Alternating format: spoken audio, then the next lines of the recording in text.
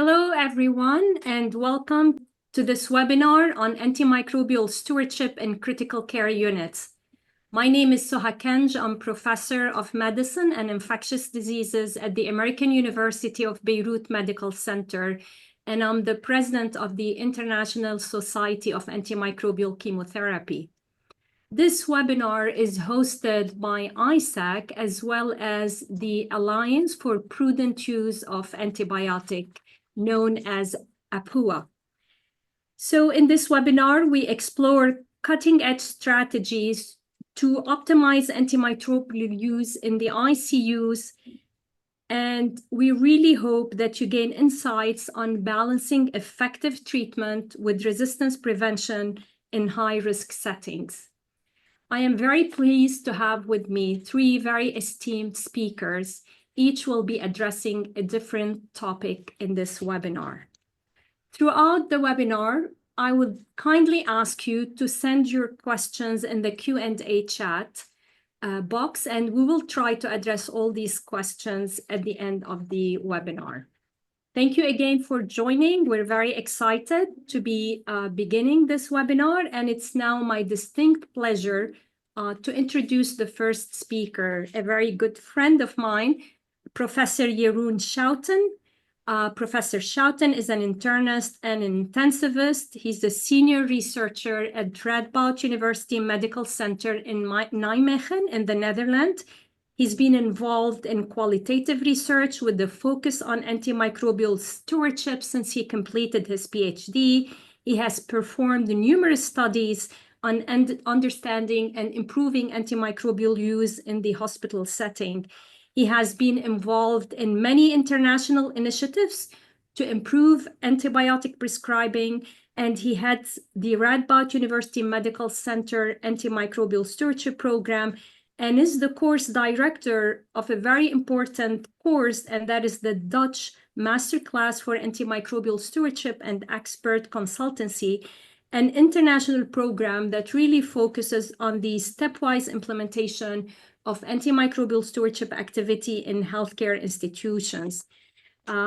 Professor Schouten is currently the chair of the ESCMED study group on antimicrobial stewardship, and he coordinates the ESCMED certificate for the European Training Program for Antimicrobial Stewardship, and also very importantly, he's a very active board member of the APUA board. Professor Schouten is going to talk to us on influencing beyond your authority, antimicrobial stewardship in critical care patients. Jeroen, the microphone is yours.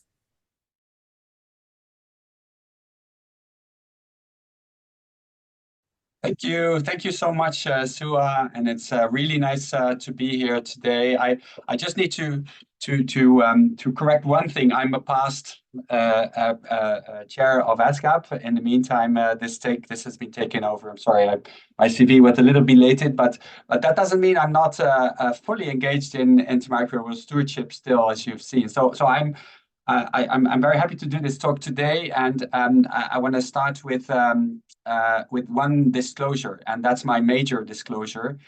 I am an intensivist, so if we're talking about influencing beyond your authority, then I may be the one that you would need to influence as an antimicrobial steward working in your hospital. Intensive care is a special place, right? And you can see here, this is some image of a patient transferred in times of COVID. But you can see all the materials around make this a special place to live in.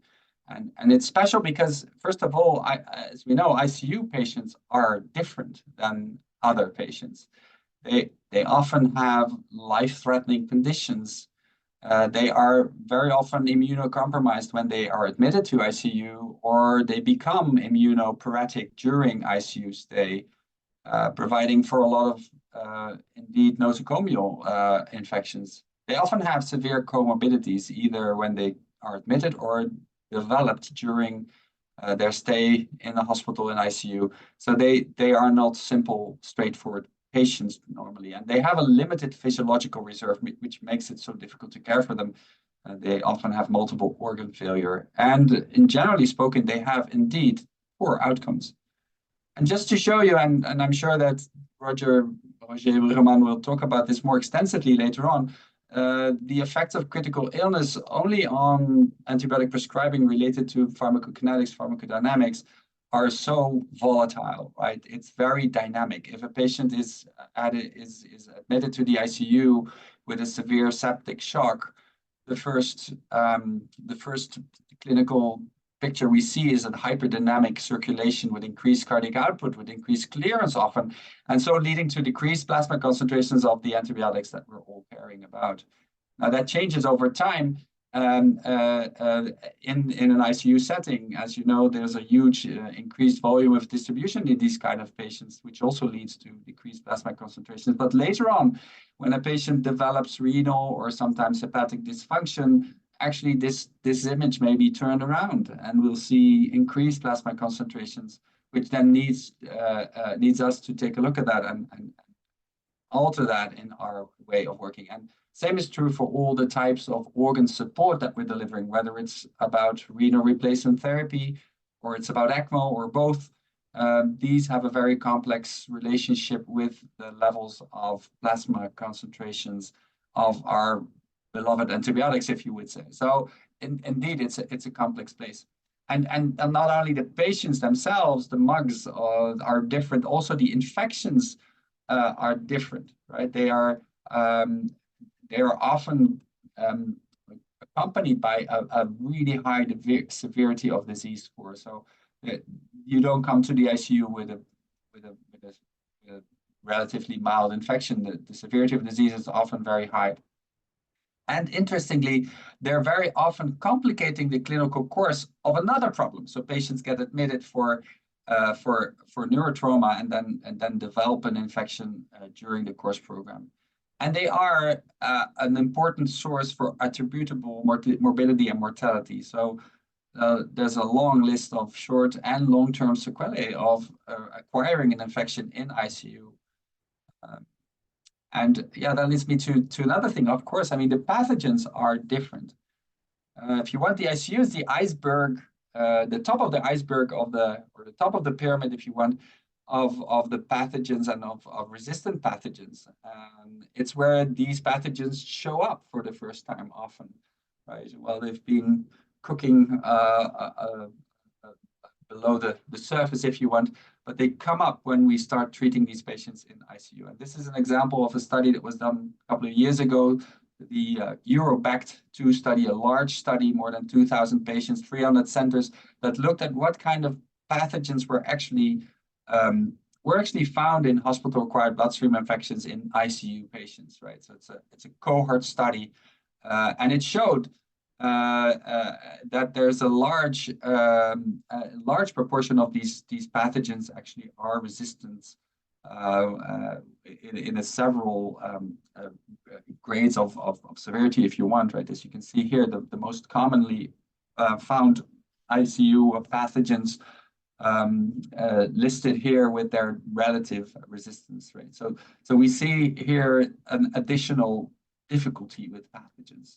So we've talked about that, and obviously MDR is an imminent risk in ICU, and that has to do a lot with the fact that we have patients who stay long in ICU, who are exposed to antimicrobials, who have lots of comorbidities as a risk factor for acquiring MDR, who are often old and fragile, and who have increasingly, of course, in ICU, invasive device use, creating a port of entry for microbes. And so exposing patients to MDR more than in other units. And exposure to antimicrobials is especially very challenging in ICU. So some studies, and you will know these studies, the EPIC studies from the past, but also more recently, show that antibiotic use in critical care is high. On average, 70% of patients in ICU receive daily antibiotics in our ICUs. And that means that we have to look at what is appropriate there and what's not appropriate. And unfortunately, a lot of that use is inappropriate, unnecessary, or suboptimal. If you look at it, with a critical eye, you'll see that many patients actually get antibiotics while they don't need it, or they get it in a wrong fashion. They're just given the wrong antibiotic or given the wrong dose, performed in a wrong way. So it's disconcerting if you want to see that a lot of that use is inappropriate. And finally, let's not forget that our ICU prescribers are always also different than the prescribers that you will meet as antimicrobial stewards in the normal units. So this is how some of the intensivists like to see themselves, or they are seen by others, super people, if you want. But more often than not, they're actually the most resistant organisms on Earth. It's sometimes difficult to approach. We recognize that. I've been thinking about that quite a bit, and I feel that what happened in the ICU society, it's important to recognize for you that intensivist being an intensivist is actually quite a recent job, right? We haven't been around there for so long, not like the classical specialism, surgery, internal medicine, etc. So there's a lot of change in responsibilities of intensivists. While we used to give all these jobs to other people, we increasingly do all that work ourselves, right? We put in our central lines, we intubate people, we perform diagnostics, echocardiography, for example. We put them on dialysis, even on ECLS, on ECMO. We perform our own bronchoscopies, gastroscopies, etc. We even do our own tracheostomies in the unit. And so that means that we are sort of becoming multi-functional, if you want. So we're at the same time a cardiologist, nephrologist, a radiologist, perfusionist, etc., etc. And at the same time, we need to manage the ICU and also evaluate the quality. And so it's not strange to think that physicians and microbiologists tasks are also gradually being taken over by intensivists, or at least the intensivists may have the idea of doing that. And I must say that this whole idea of organizing ICU in a different way with the closed format ICUs, as they're called, where there's 24/7 availability of a dedicated intensivist in your unit, this had a lot of good effects on outcomes of high-risk patients that we have, and it has created this community, this continuity that we really need for our most critically ill patients. On the other hand, it may also have led to the ICU as starting to be, if you want, maybe more of a nice ivory tower sometimes, a place where you find it difficult to thread. And sometimes even people may feel left out a little bit, right? So how do I enter into this ICU? How do I enter into a discussion? And on the other hand, we know all that stewardship, also in ICU, should be a group process. I mean, there's the intensivist, of course, but the interaction with the referring specialist, but also with the hospital pharmacist, the referring, so the ID physician, the microbiologist, they're all very, very relevant to perform antimicrobial stewardship. Antimicrobial stewardship is, as you know, a multidisciplinary action, and we should keep it like that in the whole hospital, so also in the ICU. I think that we have to convince ourselves that that's the truth.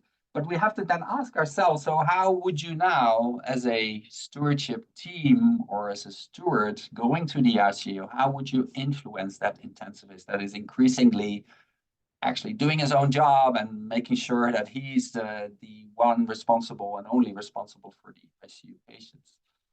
So we have to understand what are the drivers of ICU intensivists prescribing behavior. We have to really understand how the ICU decision-making process takes place, how that works. And we, of course, if we want to influence someone, we have to find common grounds. We have to see where we can be of service and where the intensivist can also feel comfortable with us being part of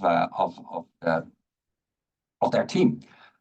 So we have to ask ourselves, which are the drivers? And these drivers, they can be, obviously, in first instance, they can be patient-related, right? So the severity of illness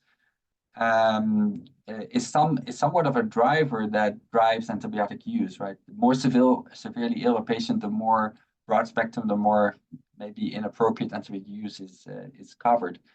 Having devices in place very often prompts the use of antibiotics being aware of an immune dysfunction in these patients may also prompt the overuse of antibiotics. But it's not only patient-related, if you want, drivers. It can also be external drivers, like having a guideline in place that prompts the use of antibiotics or does not, if you want.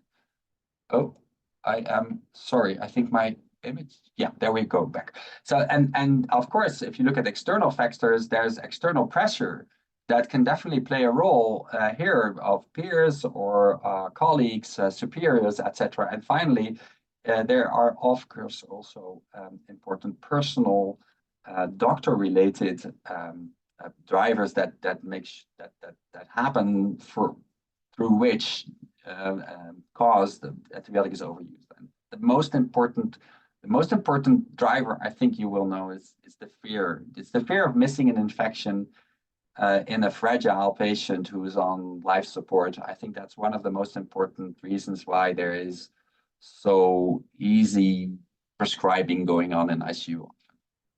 Now, we wanted to dig into that a little bit more because ICU prescribing is not something one generic thing.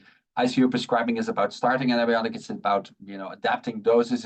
It's about changing antibiotics based on therapy, on cultures, etc. So there's a lot of processes of prescribing antibiotics that we can study, and we were particularly interested in looking at the recommended duration of antibiotic therapy. And why is that so important? Well, we know that gradually we see that there's much more evidence coming that antibiotic treatment can actually be shorter, even in ICU. And these are just some examples from the literature where we know now that we can treat patients for a shorter period of time than we may have done in the past, right?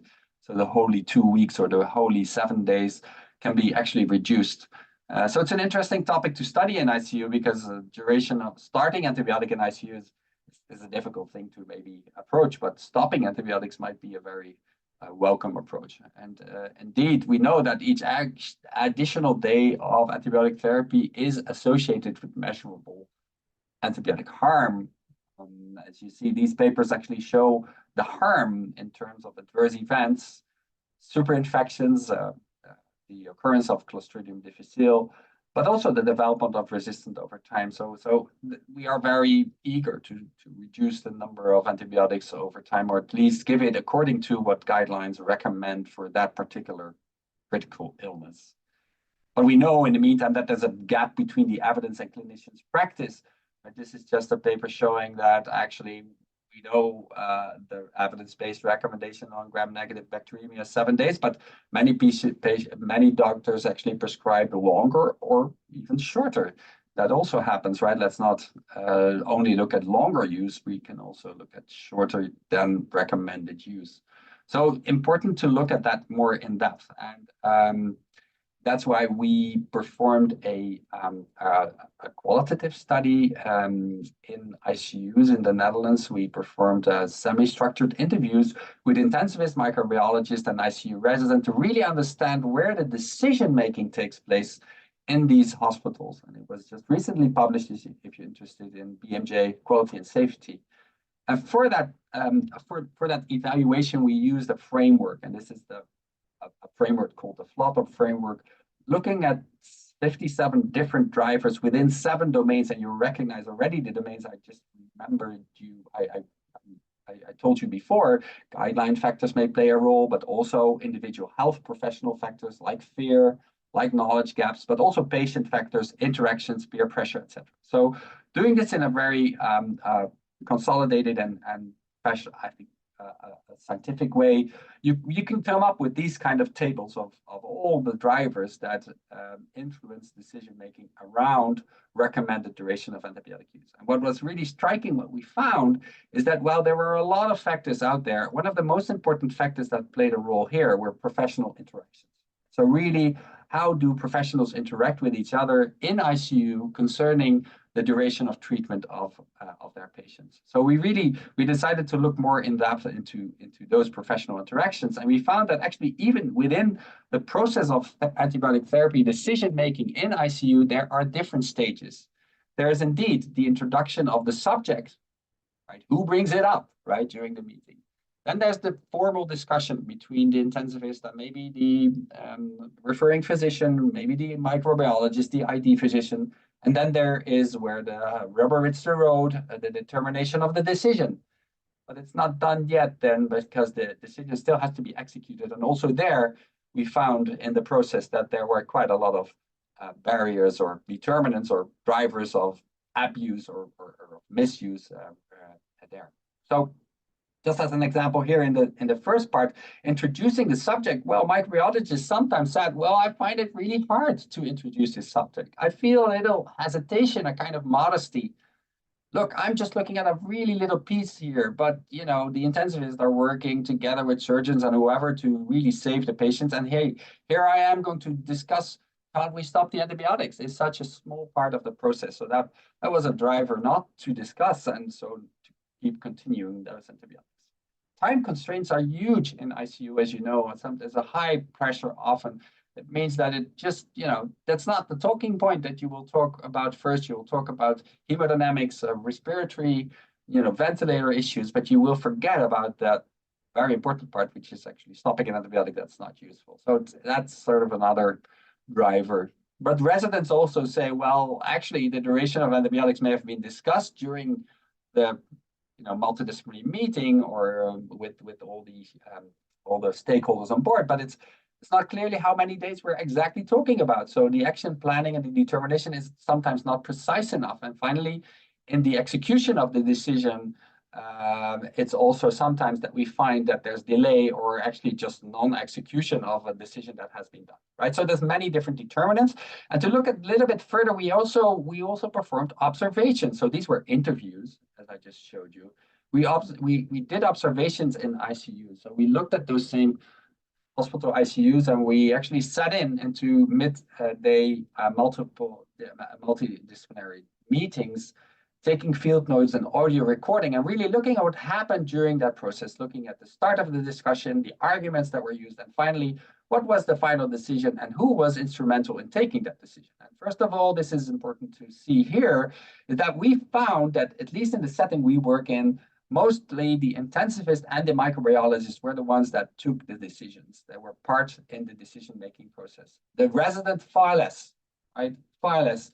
And in our setting, the referring physician, like the surgeon or the internist, the hematologist, they were hardly actually involved in the decision.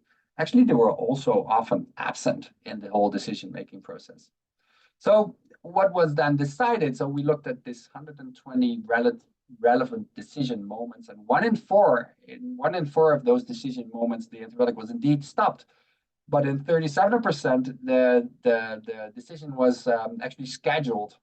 20% it was postponed to be discussed in the next day, and in 9% it was literally snoozed, right? We snooze it, we don't discuss it, but we don't mention when we're going to discuss it again. And in a smaller percentage even, there was no decision made at all in this discussion. The final decision, as I told you, was mostly by the intensivist and the microbiologist, and far less by the others. Only 30% of cases, it was a multidisciplinary decision-making process. It was really a shared decision-making process. Now, interestingly, the arguments that were used by the intensivist were different than the arguments used by the microbiologist, ID, or other AMS specialists. So the clinical status is on the top one of three of the arguments that were used not to stop an antibiotic. Insecurity about an infection and source control came second and third, while for the micro, culture results were really the most important one, right? So, okay, we have this culture now, so that means that we have to stop therapy or we have to continue for so many days. Guidelines were a good second, and source control was also a third argument that was used. Right, so you see all these kind of remarks, as I've noted here, that influence the decision-making process, as we said. So, having looked at that as a whole, and I'm trying to finalize here, we tried to develop some recommendations for intensivists and for others present at these kind of decision-making moments. And we felt that for microbiologists or other ID pharmacist involvement in stewardship, engaging in clinical bedside activities with intensivists would really be of additional value. Really making sure that you understand the concerns of the intensivist, right? Giving arguments based on your own expertise are very relevant, but try to see if you can also provide arguments that are in line with the concerns of the doctors that are out there. So that's one of the major points that came out from these studies. And indeed, I think engaging in clinical ward rounds for challenging cases is really helpful. First of all, in making it more understandable for the non-clinician, if you want, the lab persons or the persons who don't come usually to the bed, to understand what it looks like at the bedside, but also to have a really good education. And my other advice would be to provide this non-urgent advice on antibiotic mainly at midday meetings, so at multidisciplinary meetings, and not just somewhere in between. A good discussion with a good formalized decision-making process would be really helpful. And we, suggested this structured approach to discuss antibiotics, right? It's first about starting antibiotics, it's about during therapy, it's about changing, it's about TDM. And finally, it's also about the duration of therapy. But it's important to use this structured approach when you discuss the use of antibiotic in ICU practice. So in conclusion, the ICU is a special place. Antimicrobial stewardship in ICU needs teamwork. Let's not forgo on that. We do need antimicrobial stewards in our ICU environment.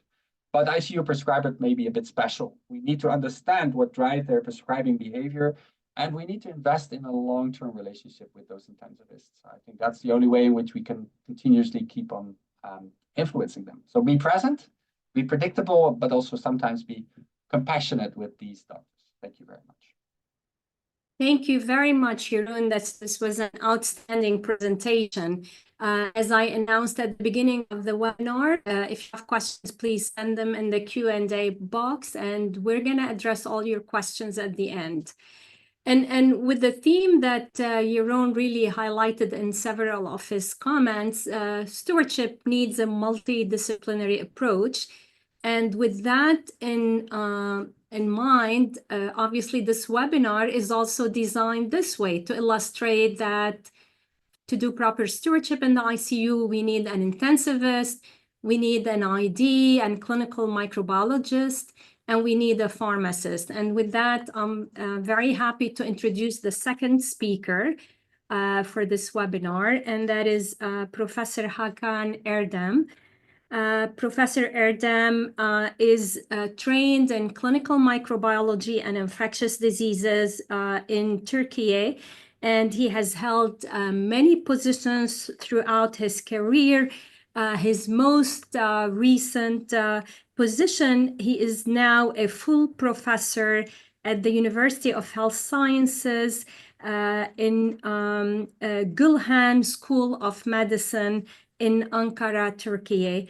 And among a lot of the work that Professor Erdem has done in infectious disease and clinical microbiology, one of the really highlights of his career is that he has founded the Infectious Diseases International Research Initiative called IDIRI, which is a global clinical research platform on infectious diseases and related discipline in 2008.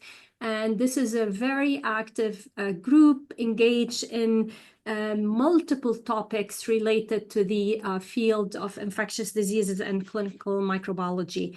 And so Professor Hakan Erdem will talk to us now about antibiotic de-escalation in the ICU. Is it worth it? Hakan, the microphone is yours.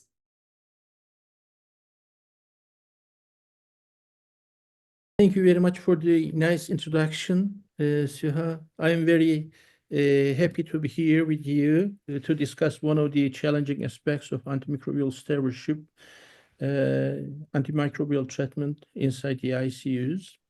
So, the escalation in the intensive care unit is an, multifaceted process and influenced by numerous factors inside the ICU. So this is a complex issue, and I will do my best to discuss the topic as clearly and as concisely as possible. First, we will define de-escalation and the reasons. We will, delve into financial issues, antimicrobial resistance, de-escalation in the immunocompromised patients, and we will come to the point that how we can de-escalate, on when to, and how to de-escalate. So, in this paper published in Intensive Care Unit, in Intensive Care Medicine, which is a position statement on antimicrobial stewardship and de-escalation, the definition of de-escalation is narrowing the spectrum and reducing the combination for both the bacteria isolated, not isolated, or to prevent double coverage. So this is the basic definition, and in the surviving sepsis guideline, timely start of empirical treatment and broad spectrum antibiotics are the mainstay of sepsis treatment. After the identification and antibiotic susceptibility data is available, and when the patient clinically improves, we should narrow treatment as soon as possible according to the guideline. And if the infection is ruled out, we will stop antimicrobial treatment. This analysis, is published in the Clinical Microbiology and Infection a couple of years ago, and they have compared patients with bacteremia in severe sepsis in the context of the escalation and escalation, and also pneumonia patients. And finally, after including 19 studies in these meta-analysis, they came to the point that the escalation did not increase mortality. Another meta-analysis published in Clinical Infectious Diseases by Alexis and Taba. This is a very nice paper. And finally, they came to the point that in the de-escalation group, mortality is not higher, but the opposite. So the question comes, are we de-escalating in patients who are likely to survive? I think so. I think so. So there are other papers in the literature, showing different aspects of the issue. First of all, in the de-escalation group, SOPA scores were lower, APACHE scores were lower, and delta score, which is a surrogate marker for improvement in organ failures, is higher, which means that, the question comes, are we de-escalating in patients with milder disease? I think so in our practices. And the other issue, this paper is published in Intensive Care Medicine, and the need of source control is significantly lower in the de-escalation group, and on the other hand, the effectiveness of source control is significantly higher in the de-escalation group. So the query comes, are we de-escalation when the source is controlled efficiently? I think so. I think we are managing in that way. And the microbiological diagnosis issue from the same paper, in the de-escalation arm, microbiological confirmation and the availability of antimicrobial susceptibility data is significantly higher. So are we de-escalating when the antibiotic susceptibility data is available? I think it is. But there are a couple of concerns in this particular point. The first one, what if the isolated bacterium is not the actual cause? I think, this is a great issue in the ICUs. We should decide if the isolated pathogen or microorganism is the actual cause of the disease. And the second issue, we have a patient inside the ICU. We have started empirical antibiotics, but the infecting strain is not identified. Then the patient responded, should we de-escalate? Because, inside the ICUs, we have such cases, infected with highly virulent, but, relatively less susceptible microorganisms like meningococcemia, Neisseria meningitis, or there may be patients infected with highly resistant but low virulent microorganisms like, Acinetobacter species, coagulase negative Staphylococcus, This paper is published in the Journal of Critical Care, and they have included more than 100 pneumonia patients inside the ICU. Most of them are hospital-acquired. And in the context of mortality, in hospital mortality, length of ICU stay, duration of mechanical ventilation, etc., there was not a significant difference between de-escalation and non-de-escalation groups. But when we look at the numbers, the presence of multi-drug-resistant pathogen or carbapenem-resistant Acinetobacter pneumonia or carbapenem-resistant Pseudomonas aeruginosa was numerically higher, but these numbers didn't gain statistical significance. But when we look at the numbers, in the de-escalation group, there are 40 patients. So the number is high, but they couldn't provide a statistical significance. And the other paper published in the critical care, they have compared more than 100 patients in two arms in de-escalation and non-de-escalation groups. If the initial antibiotic treatment was okay, it is favoring the de-escalation, which means, that the antibiotic susceptibility data is available and they confirm that it is appropriate and de-escalated. But on the other hand, if it is inadequate, by its nature, they have, it favored escalation. But when the presence of multi-drug resistant microorganisms, the clinicians are reluctant to de-escalate. So, the query, are we mainly de-escalating in patients infected with, sensitive bacteria? I think so. So the other issue, de-escalation, finally, in their final point that if we are to use aminoglycosides as part of combination regimen, this facilitates de-escalation. It's very easy to discard aminoglycoside based on the culture data due to toxicity concerns, etc.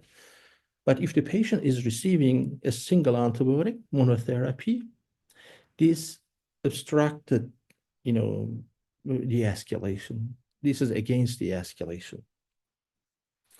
So the query, are we commonly de-escalate combined antibiotics rather than the mainstay of antimicrobial treatment? I think so. It is very easy to do this, to discard vancomycin if none of the gram-positive microorganisms are isolated from the cultures, or, due to toxicity issues or aminoglycosides as part of combination, etc.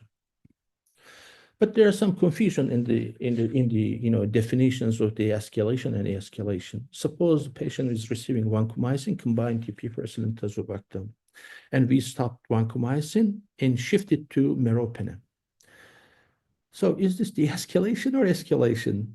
We have upgraded, piptazo to meropenem, so this is escalation, but we discarded vancomycin. This is, de-escalation on the other hand. There's time to time, there are some confusions, and I think this issue should be clarified on the patient basis based on the identification of the microorganism. And this is another paper published in the critical care. So they have analyzed healthcare-associated intra-abdominal infections. And finally, in their final model, they came to the point that adequate empirical treatment with available antibiotic susceptible data, identification, etc., facilitates de-escalation. And accordingly, discarding vancomycin with culture negativity escalates, facilitates de-escalation. Carbapenem used with the available susceptibility data and, with clinical improvement can be done very easily. It can be de-escalated, or the empirical aminoglycosides can be escalated. But on the other hand, non-fermenters like, Acinetobacter baumannii infections, which are excessively resistant in many countries. In my country, more than 95% of the isolates are carbapenem resistant, perhaps 98%. Or Pseudomonas aeruginosa infections, the same issue, or the presence of multi-drug resistant pathogens also prevents the escalation. And this paper, this is a very nice paper. I liked it very much, published in Pharmacotherapy. And they have analyzed more than 7,000 adult patients. They have provided anti-pseudomonal beta-lactams to three arms. And the resistant development to any of the anti-pseudomonal beta-lactams was the endpoint, primary endpoint. If there is no outcome or that within 2 months, this is the exclusion criteria, or after the start of antibiotics within 3 days, if any resistant pathogen to the given drug is detected, then this is also exclusion criteria. Ultimately, they came to the point that for each day of exposure to these antipseudomonal drugs, for each day, cefepime and piptazo resulted in the detection of resistance in 8% for each day of exposure. And for meropenem, this is 2%. So this is a huge problem. With this paper, they brought up that the development of resistance with broad-spectrum antibiotics is a great concern for the patients managing critical infection patients inside the ICUs. This is another paper published in the Clinical Infectious Diseases by Teshom. This is also a very nice paper. So they have included critical infection patients. They have used a beta-lactam spectrum index in this paper. They have given, pointages to the antibiotic beta-lactam antibiotic groups: ampicillin, sulbactam, cefepime, 7 points; ceftazidime, avibactam, piptazo, 8 points; ertapenem, 9; meropenem, 10; meropenem, vaborbactam, 11 points. And then with these initial numerical points, if during the course of modification, if the pointage increased more than 10%, this is escalation. If it is reduced by more than 10%, this is de-escalation. And the outcome of the study within 3 months is the primary drug-resistant drug use, third-generation cephalosporin resistant, carbapenem resistant, and the presence of multi-drug resistant microorganisms. And ultimately, they found that for 1,000 patient days in the de-escalation group, the development of new drug-resistant gram-negative pathogen is 1.42, which is significantly lower than the other groups with no change or the escalation groups. But interestingly, you see the no change group is the highest rate of development. So if we continue using the same drug, it will make a major shift for the drug resistance. And in the surviving sepsis guideline, I think anecdotally at that time, I'm not sure about it, they have recommended that to prevent the development of resistance, daily assessment of the patient by the clinician to understand if the escalation is feasible is recommended.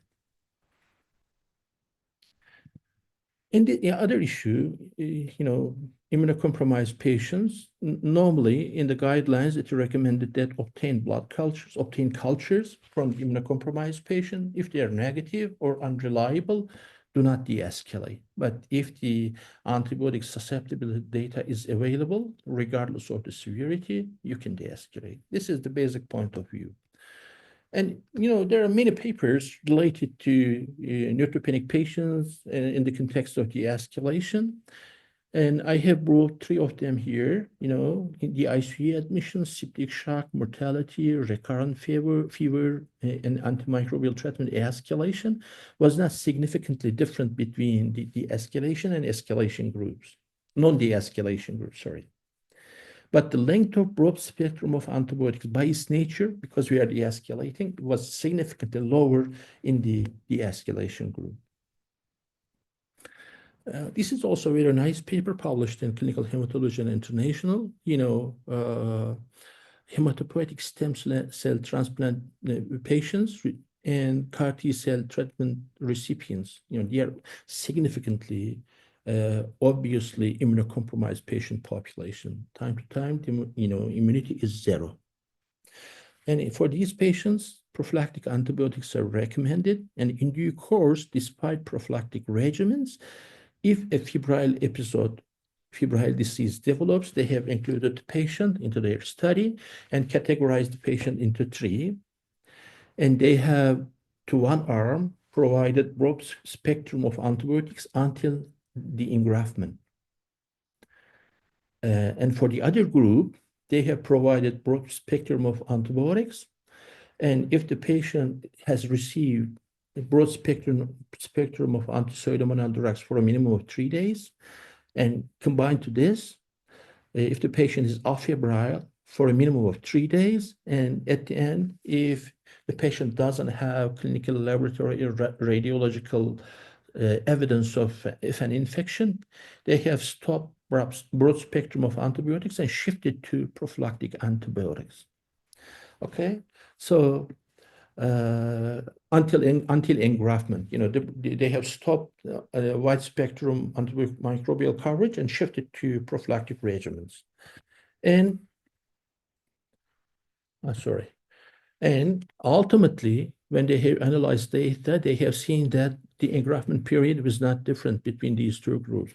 Length of hospital stay, occurrence of new bacteremia, recurrent fever, ICU admission within 3 days, or 30-day crude mortality, or as an antibiotic side effect, the detection of CD positive GI problems was not significantly different between these two groups.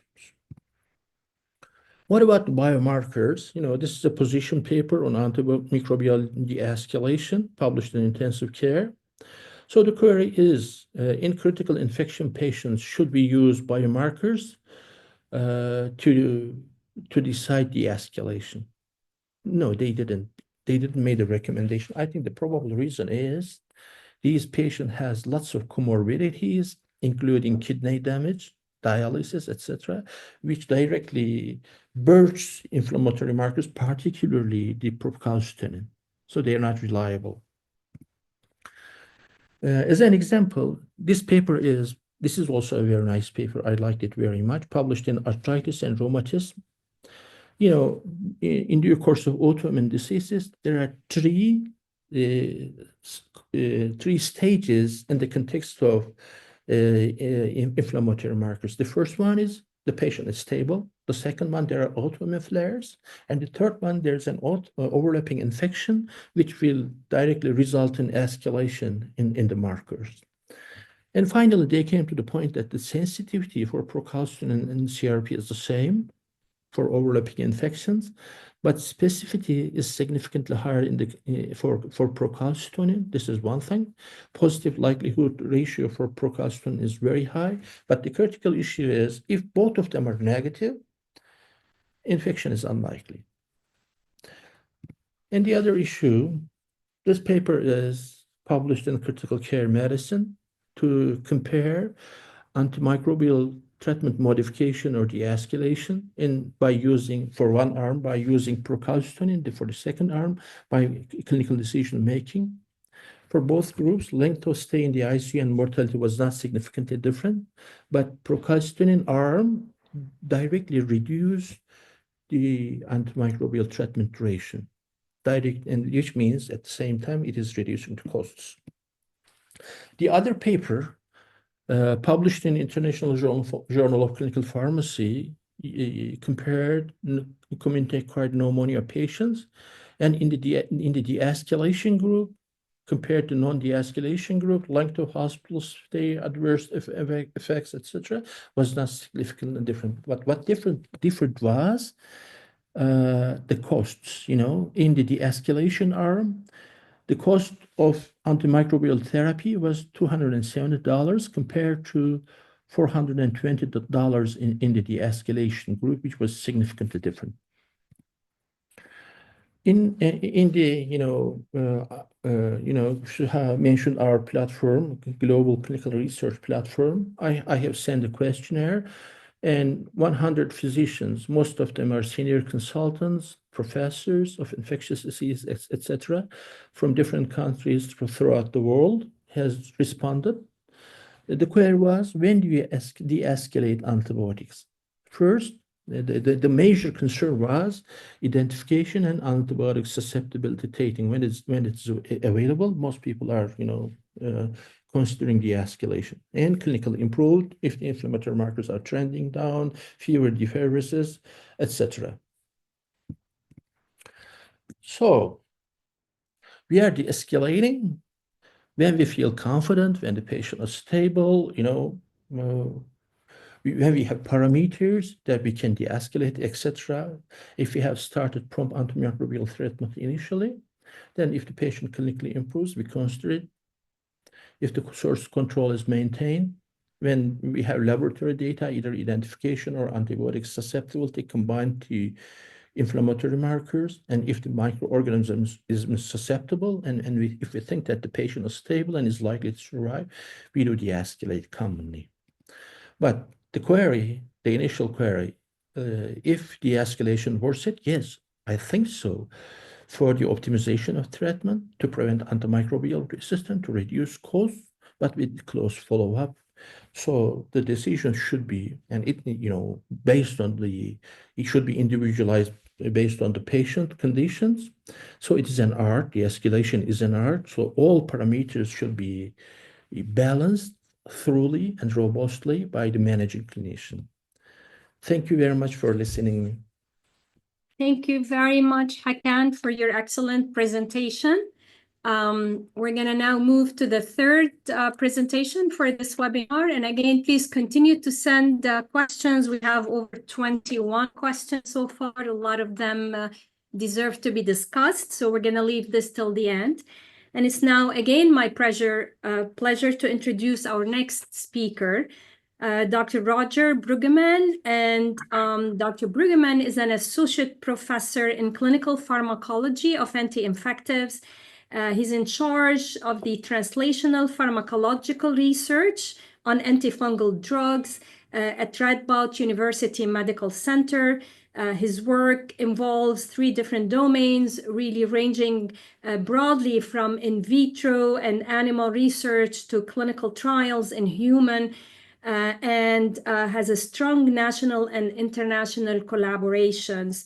Roger's research involved the pharmacological research in special patient populations as well, including the ICU patients, as well as work on PK/PD behavior of the novel antifungal agents and the factors that affect this. He's a board member of the famous Center of Expertise in Mycology at Radboud University Medical Center, really one of the leading centers in Europe, and is a fellow of the European Confederation of Medical Mycology and a member of numerous international societies. Roger has really helped drafting multiple guidelines on management of patients with fungal infections, including position papers for the International Society of Antimicrobial Chemotherapy. And so Roger is going to talk to us now about a topic a bit different.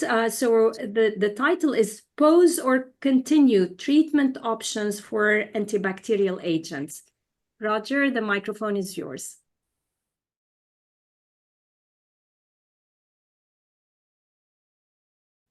Thank you, Souha, for this really kind and extensive introduction. And indeed, I'm going to talk beyond fungal infections, but focusing on my role as an anti-infectious clinical pharmacologist and a debate that has been long-standing on whether intermittent infusions versus continuous infusions show any differences. And what I want to do is to bring you or show you an historic perspective on how this field emerged throughout the years, ending up with the most recent JAMA papers. And to start off with, why do we need this? What would be the benefit? And from a pharmacological perspective, relying on in vitro and in vivo animal work, we all know that for the beta-lactam antibiotics, dosing continuously with a concentration above the MIC is favorable. But does this hold in men? And I'm going to use several terms, terminology. So intermittent bolus infusion, short-term infusion, 5 minutes, 15 minutes, 3 minutes. Extended infusions, typically a couple of times a day, 3 to 4 hours per infusion. And the third way of describing our infusions is continuous infusion administration, which actually means that you give the drug over 24 hours continuously. And apologies for the spelling error here. The way we dose depends obviously on the pharmacodynamic index. And that's why I'm going to focus my talk on the beta-lactams and the carbapenems only, because their pharmacodynamic index is driven by the time that the free drug concentration is above the MIC. And when we started off back in 2016, what was observed is that in practice, there was quite some variability the way we are dosing in our ICUs. The diary looked at the antibiotic drug concentrations in the ICU, but it also had a second inventory, and you saw large discrepancies between intermittent bolus dosing in gray versus in black, prolonged infusions.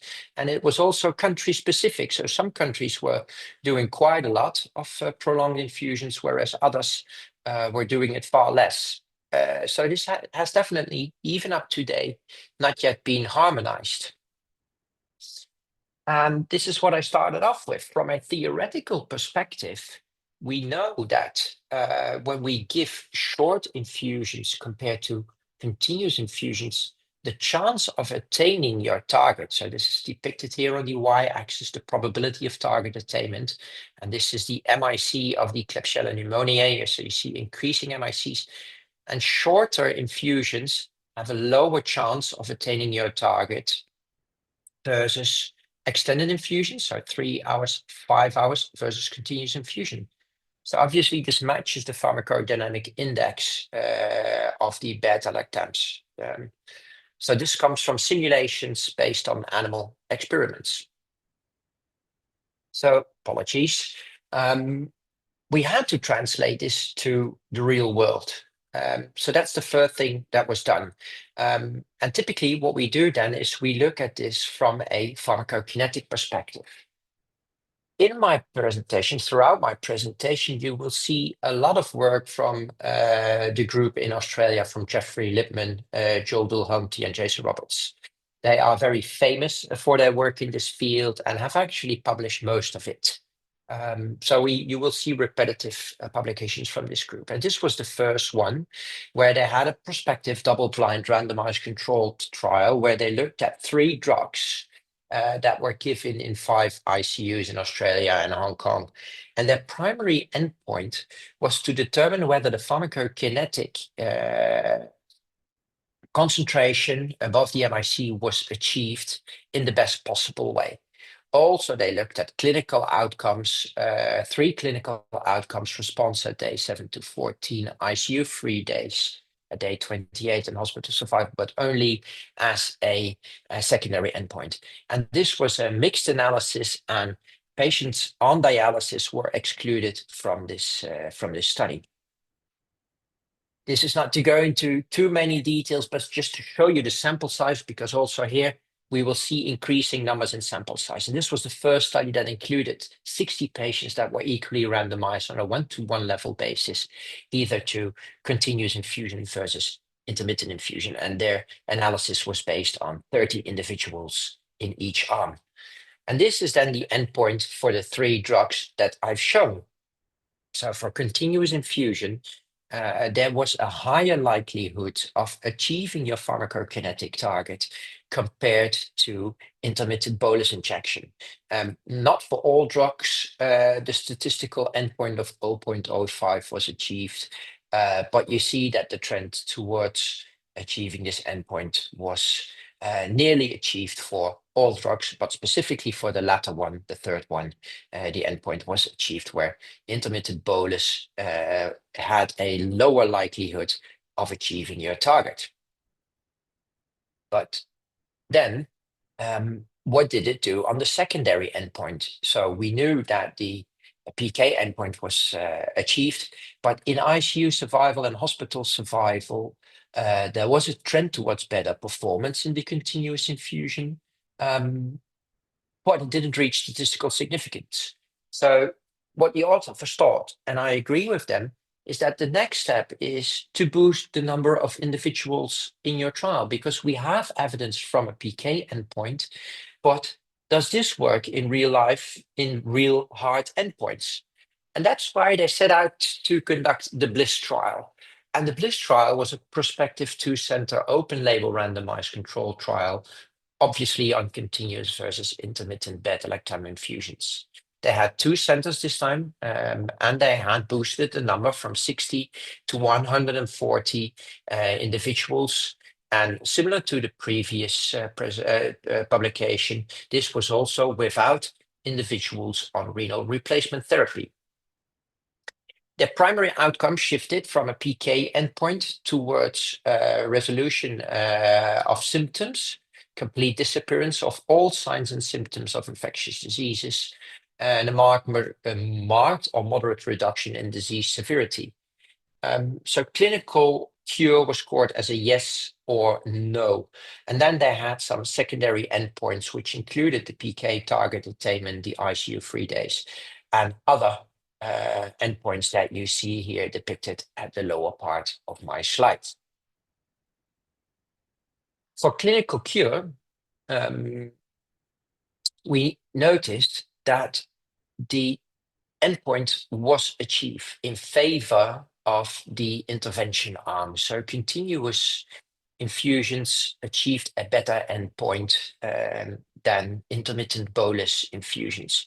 And that was specifically driven by the piptazo arm and by the meropenem arm, but not by the cefepime arm, although there were very, very few individuals here, so it's very hard to draw any conclusions on this.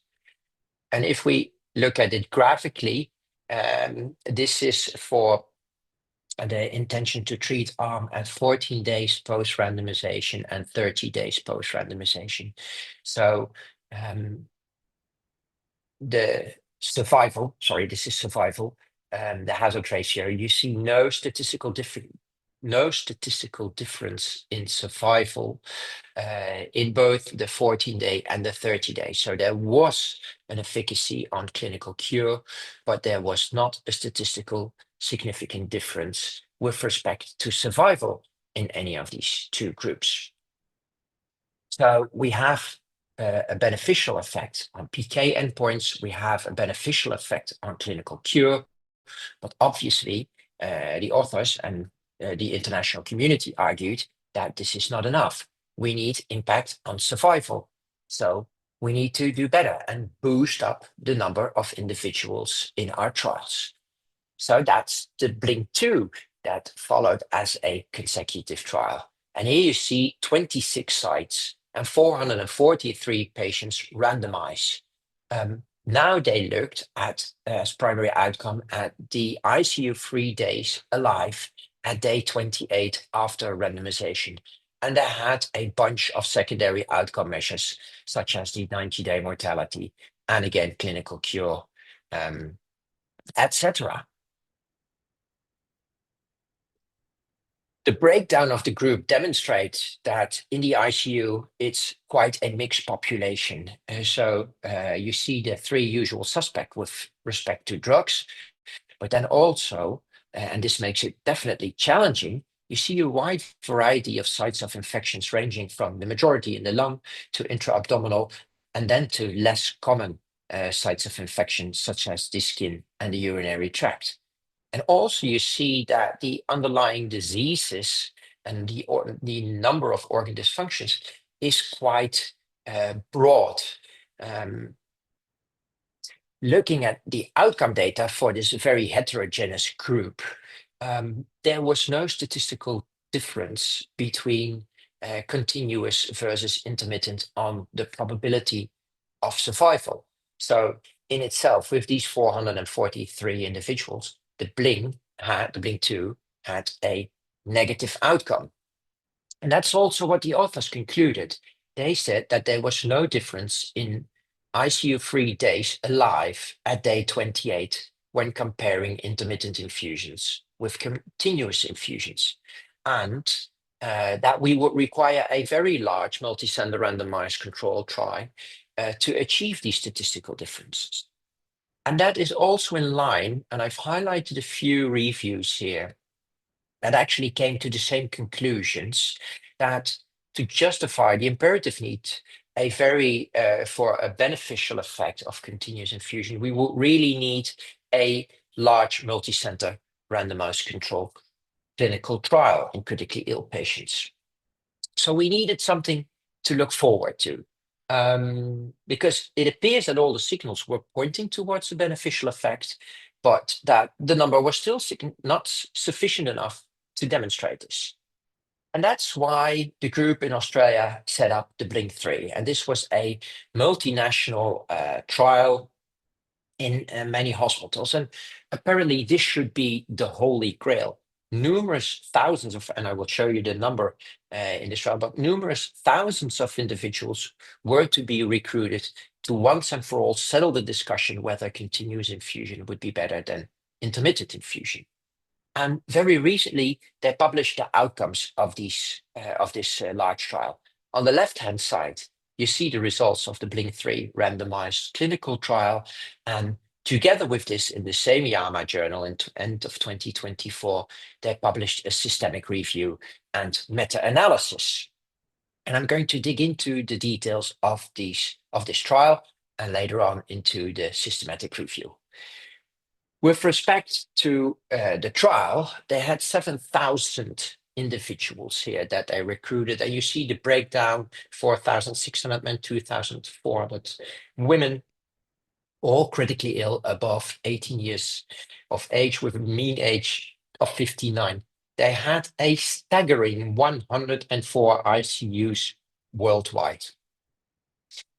They were evenly randomized, the individuals, 1-to-1, with about 3,500 individuals in each group for the drugs Piptazo or meropenem. So they restricted themselves to 2. And they looked at the all-cause mortality within 90 days after randomization. And this is the breakdown. You see that very few individuals were lost. So they really, really did an enormous job in collating all these data. They also looked at safety, whether there would be any beneficial effect on safety, either for intermittent or continuous infusions. And here you see the outcome, and I'm going to have to disappoint you, but for all-cause mortality, although the signal was pointing towards a beneficial effect, statistical significance was not reached. So that means that we still remain inconclusive whether continuous infusion is better than bolus injection or intermittent infusion.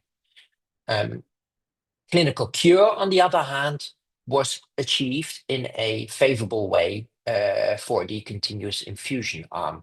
So with respect to that, here you can see that it makes common sense to follow continuous infusion for beta-lactams. And you can tell me, because they all started in the ICU and were either discharged, they remained in hospital in the ICU, or they deceased.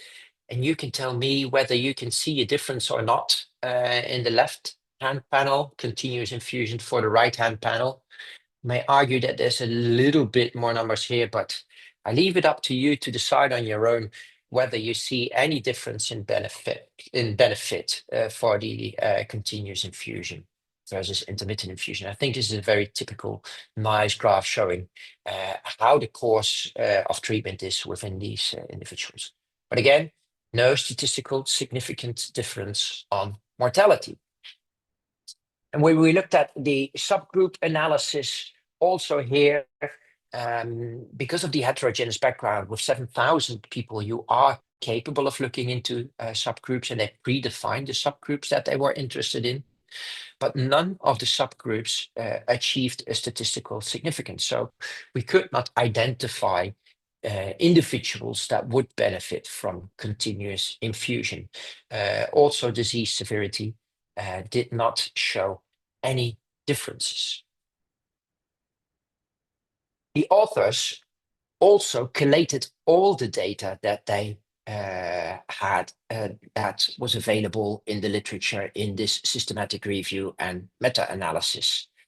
And this had 17 studies, and they are listed here with 9,000 patients. So they were able to boost the numbers with an additional 2,000. But obviously, the majority of the individuals came from the trial I have just shown you.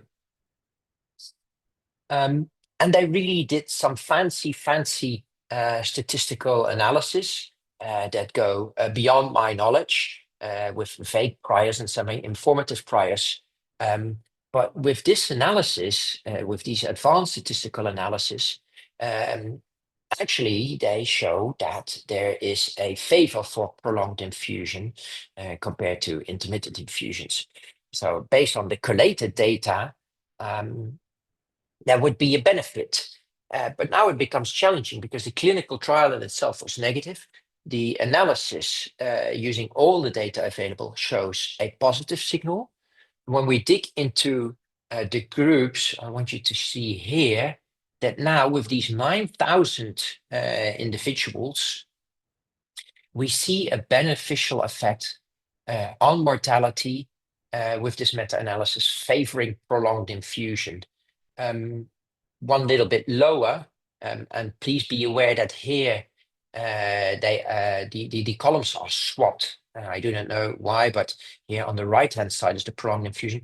But also on clinical cure, there was a statistical significant difference. So we have in this meta-analysis ICU mortality and clinical cure as a significant positive outcome of prolonged infusions. Looking at all other aspects, adverse events, ICU length, not much to say, but when we calculated, or the authors calculated how many numbers we needed to treat, they ended up with treating 26 individuals with prolonged infusions compared to intermittent infusions to have the favorable outcome on all-cause mortality. So is this the way forward? My personal opinion is that there's no drawback for continuous infusion. And although we needed 7,000, even a trial with 7,000 individuals did not reach the statistical significance, it looks like everything points towards a favorable signal for continuous infusion. But obviously, practical issues will remain.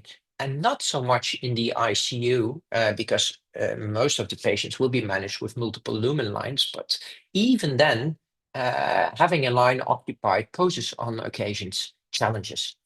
And we need to get definitely more knowledge on the relation between exposures and outcomes in the ICU through PK/PD research.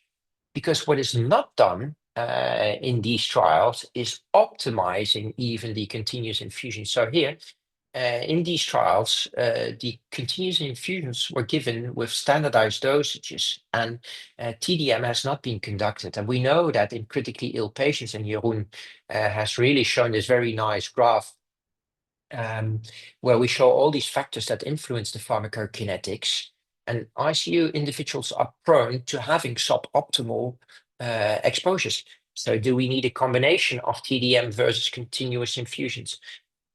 And even broader, what about our pathogen susceptibility and information on our immunity?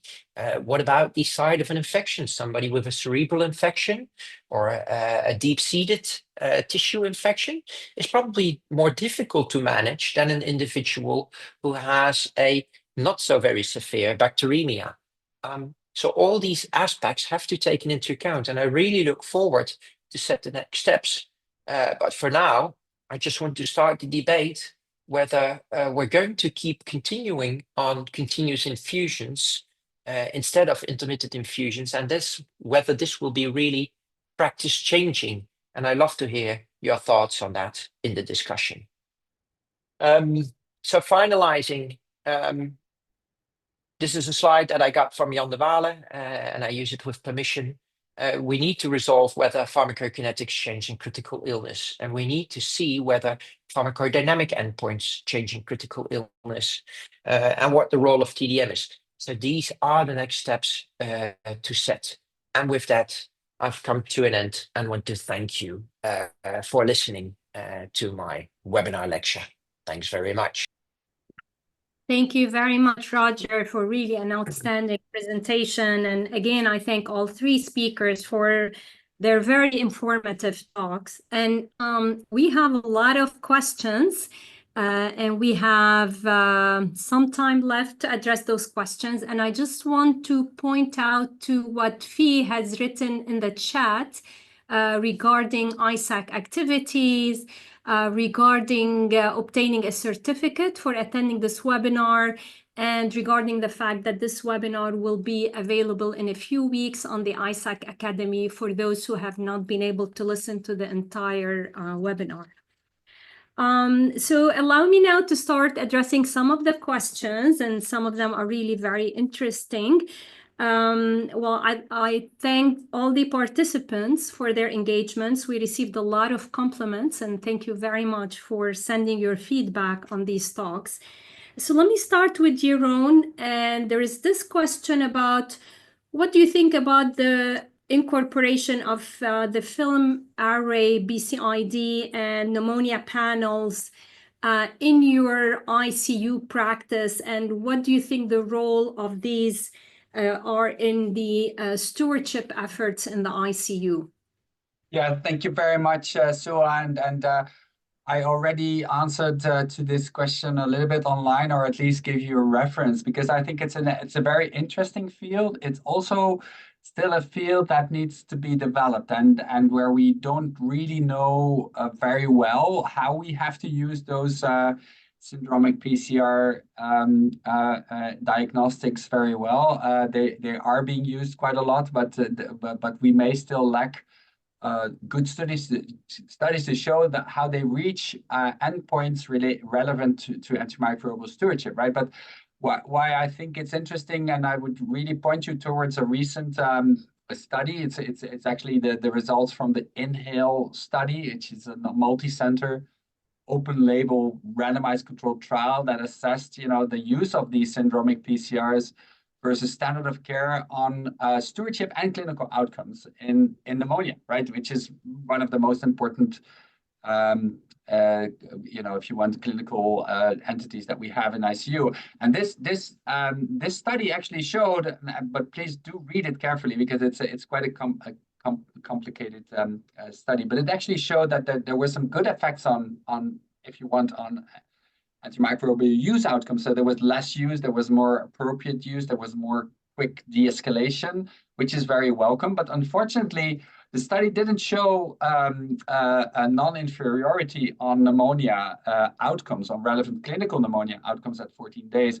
So this is sort of the balance that we have to do, right? So we're going to de-escalate earlier. Yes, that would be very nice, but we obviously have to show it's safe, right? And that's always the trade-off in ICU. If you're going to de-escalate, yes, please. If you're going to stop, yes, please. But it has to be safe. And that's why it's so important that these kind of studies are happening, so we know what the impacts are. I assume there will be really an impact of these kind of diagnostics, but let's just wait for some more confirmatory studies on this. Yeah, thank you, Jeroen. And one thing to keep in mind, that sometimes with the stewardship efforts in the ICU, we end up picking up a lot of colonizing organisms with these ultra-sensitive diagnostic tests. So one ends up treating what is only a colonizing pathogen. So I think we look forward to seeing more studies on this. The next question, or it's actually a comment to Hakan. Patrick is saying he prefers the term optimization rather than de-escalation, and I, tend to agree with this comment. I think we're so used to saying de-escalation, but maybe it's optimization. What your thoughts on this, Hakan? You were muted, Hakan.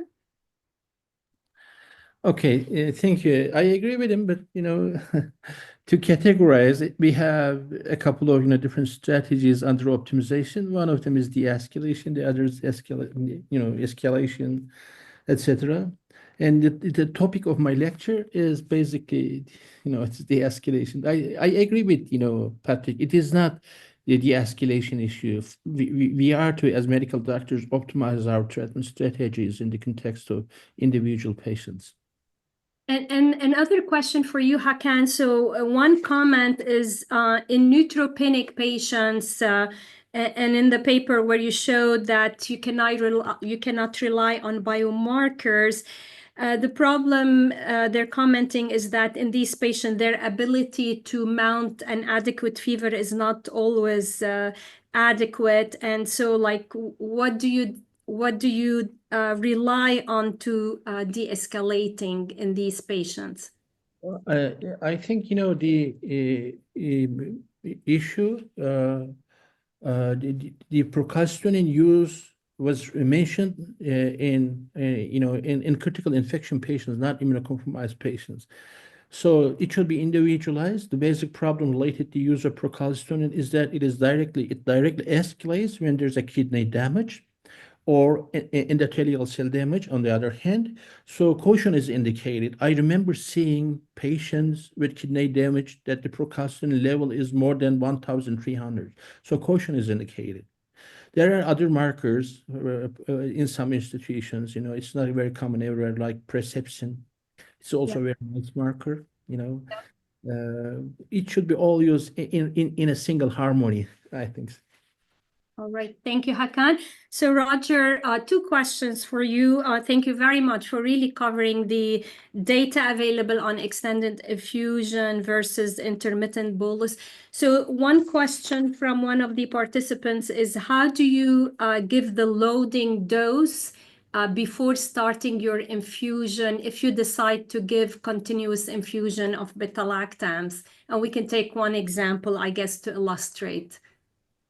Yeah, this is a question that comes up quite often because it takes some time to reach steady state. So we obviously, for these drugs with short half-lives, we give a loading dose, and there's a debate whether you should wait 2 or 4 or 6 hours before you start your continuous infusions. But we in clinical practice have actually decided to give the loading dose, and after finalizing the loading dose, we start immediately with the continuous infusion. These drugs are quite safe, the beta-lactam drugs, so we don't see huge toxicities. And actually, with a large trial that Jeroen and myself, we're 50 meters apart, are going to conduct, we're going to be even more aggressive. So we're going to test high dose of beta-lactams after an appropriate loading dose in clinical practice, immediately followed by an augmented maintenance dose. Because we're very sure that these drugs show limited toxicity. So from my personal opinion, to address your question, there's no need to wait for several hours before you start your continuous infusion. You can start immediately after your loading dose. Yeah. Thank you, Roger. Another question with you being an expert on fungal drugs. So we've seen a lot of activity on dosing antibacterial. Are we expecting to see any studies addressing continuous infusion of antifungal drugs? Is this something that we should be looking for in the future, or what applies to antibacterial does not apply to antifungal? So we have 3 pharmacodynamic indices: the time above the MIC, the peak above the MIC, and the AUC over the MIC. And what we learned from the group in Uppsala is that changing conditions may also prompt you to go from one pharmacodynamic index to the other and back. So changing in clearances may affect your pharmacodynamic index. The pharmacodynamic index for the triazoles is the AUC over the MIC, and those are the most frequently used drugs for fungal infections in the ICU. And the same applies for the echinocandins. So these are not time-driven drugs. So I think it's hard to envision that we're going to explore continuous infusions for these drugs in the ICU. There's many other questions to address that we need to embark on first, rather than doing the same as we've done for the beta-lactam antibiotics. Beta-lactams are really a class example where from animal experiments, continuous infusions are beneficial. But for AUC-driven drugs, it really wouldn't make a difference whether you're giving it more often or continuous or a higher dose at once, if this is tolerated in an adequate way. Yeah, thank you, Roger. So question to Jeroen, what is your position on the role of combination therapy in the ICU, and how do you incorporate decisions on combination therapy in your stewardship efforts? Well, that's a very good question, and it really goes down to the definitions also of what is appropriate empirical therapy. And of course, it's very dependent on where you are and what the prevalence is of or the epidemiology of resistance in your setting. If you start and the likelihood of what the pathogen is that you're trying to treat, right? So if we treat pneumonia in severe pneumonia in my country, we start with combination therapy because we want to cover the most likely pathogens being, of course, strep pneumonia and Haemophilus, but also the atypical pathogens. So that would really allow for short-term antimicrobial broad-spectrum therapy. For some countries, MRSA is very important, so we have to add in an anti-MRSA agent. And then, of course, that would, and what I think is the most important message is, yes, if you have a terribly sick person in the deep septic shock, you totally understand that you have to start with broad-spectrum therapy, which is often combined therapy for the coverage, right? Let me put that way. And then, of course, based on the cultures that you take and the diagnostics you take, you have to try to eradicate the ones that you don't need from the start. And what I find very interesting and important to mention is that keep thinking about this, right? A patient who comes from the hospital, who comes from home and comes with typical pneumonia, they don't have a multi-resistant E. coli pneumonia normally, right? So it's still pneumococcus that's the most common pathogen. So let's try to be rational when we start empirical prescribing and not think, oh, it's ICU, so everything should go. I think that's the main thing that I want to mention here. Yeah. And on the relevance of combination therapy into actually making the power of other combined drugs more powerful. I think that's something that's a whole different story. We're looking at coverage here, and we have to be sensible about coverage. In ICU patients, there are often very sick patients, so we can't take many risks, but also be rational about it. We don't need to treat everyone with marrow vanco for pneumonia that comes from home. Yeah, thank you, Jeroen. And a question for Hakan addressed to you. So they're asking, do you feel comfortable de-escalating in a patient that does not achieve source control?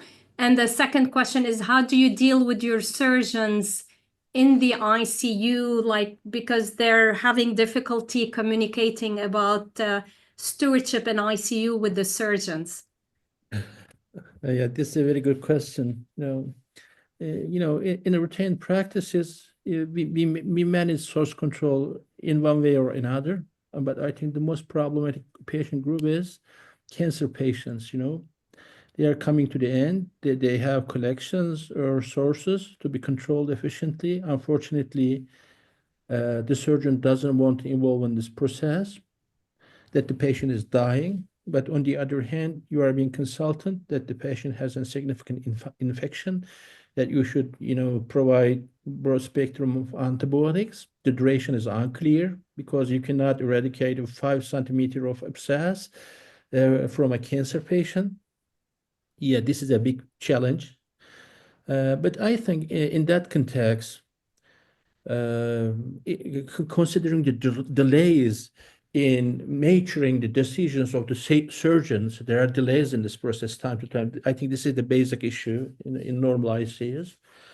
I'm trying to provide antibiotics that has a better diffusion capacity, the first one, if possible, with lower microbials, to control the infection and to prevent its dissemination, and do our best to convince surgeons, etc., etc. This is a big challenge, I know, but it's a big issue.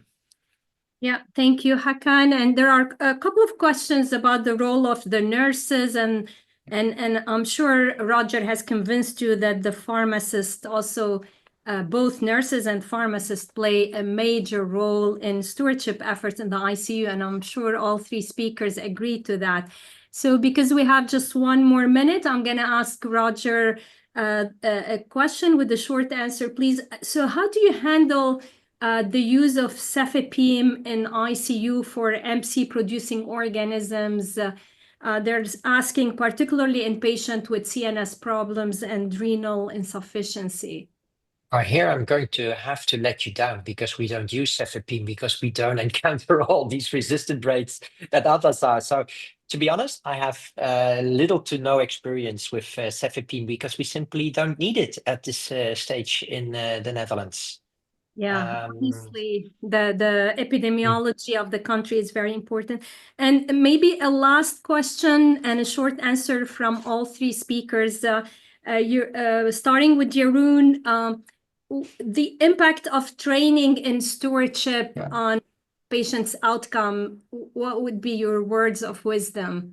Well, thanks a lot, Souha. This is really masterclass. Yeah. This is heartfelt because I just want to say it's very important to know about all these relevant aspects of antibiotic use, like when to give an antibiotic, what dose, when to change, etc. Those are really aspects of stewardship that are really relevant.